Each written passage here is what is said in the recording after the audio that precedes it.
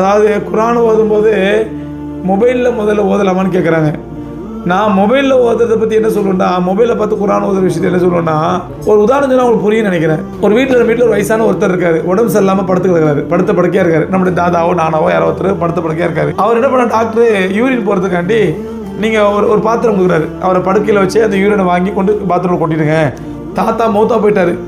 அந்த யூரின் அவர் யூஸ் பண்ண அந்த யூரின் பாத்திரம் இருக்குல்ல, அதை கழுவி வீட்டு பரணி மேலே வச்சுட்டோம். கொஞ்ச நாள் கழித்து நம்ம பால் குடிக்கணும். பால் குடிக்கிறது பாத்திரம் தர்றோம், பாத்திரம் கிடைக்கல. சரி, அந்த பாத்திரத்தை எடுப்பா அப்படின்னு அதில் ஊற்றி பாலை குடிப்போமா? இப்போ அதை யூரின் ஒட்டிருக்கல, சுத்தமாக க்ளீன் பண்ணியாச்சு. இப்போ அதில் பாலை ஊற்றி குடிப்போமா? நம்ம மனசு ஒப்புமா? அருமை சகோதரர்களே, நம்முடைய செல்ஃபோனும் அந்த யூரின் பாத்திரம் மாதிரி தான். செல்ஃபோன் நீங்கள் குரான் ஓதிக்கிட்டுனா குரான் மட்டுமா தெரியும், திடீர்னு ஒரு பொம்பளை வரும், ஆபாசப்படம் வரும், நெட்டில் ஒரு அசிங்கம் வரும், கேவலமான ஒரு ஃபோட்டோ வரும், அதில் குரானே வச்சுக்கிறோம்.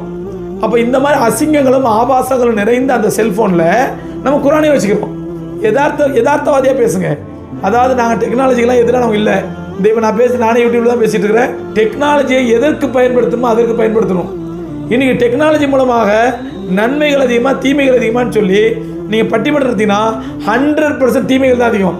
செல்ஃபோன் இப்போ நீங்கள் பயன்படுத்திட்டீங்க, அதிலே ஆபாச படத்தை பார்க்குறீங்க, அதிலே சினிமாவை பார்க்குறீங்க, அதிலே அசிங்கமான பொருள்களை ஃபோட்டோவை பார்க்குறீங்க, அதிலே வீடியோ பார்க்குறீங்க, அதிலே குரானை ஓதிக்கிறீங்க.